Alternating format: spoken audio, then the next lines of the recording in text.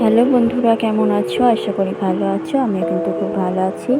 দেখো আজ একটা নতুন রেসিপি নিয়ে তোমাদের সামনে আবার হাজির হলাম। দেখো আমি নিয়েছি ছোটো ছোটো করে আলু, কয়েকটা রসুন, পেঁয়াজ আর আদা কুচি। তারপরে দেখো আমি ডিমগুলো ভালো করে বয়েল করে নিচ্ছি। দেখো আজ যেহেতু আমি পটল দিয়ে বানাবো, পটলগুলো খোসা ছাড়িয়ে ভালো করে এইভাবে গোল গোল করে ভালো করে কেটে নিলাম। তারপরে দেখো আমি কড়াইতে সর্ষের তেল ভালো করে গরম করে নিলাম। তেলের মধ্যে আমি আন্দাজ মতো নুন দিয়ে দিয়েছি, যাতে আলুগুলো না ফাটে আর না ছিটকায়। দেখো নুন হলুদ দিয়ে আমি পটলগুলো ভালো করে মেখে নিলাম।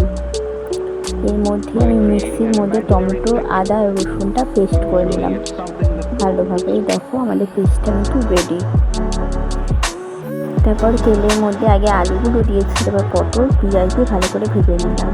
আর এদিকে পেস্টটার মধ্যে আমি আমার আন্দাজ মতো হলুদ দিলাম, তো দিলাম একটুখানি 1 চামচ মতো জিরে গুঁড়ো। ঝালটা তোমরা বুঝে লঙ্কার গুঁড়ো আমি আমার আন্দাজ মতো দিয়েছি, তোমরাও দিও।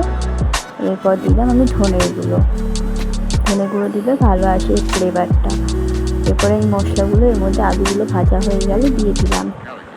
দেখো আমার কষানো, আমি ভালো করে জায়গাটা কষিয়ে নিয়েছি। তারপর পুরো ভালো করে কষানোর পর আমি সেই সিদ্ধ করে রাখা ডিমগুলো দিলাম। তারপরে জল দিয়ে দিয়েছি ভালো করে কষানোর পর।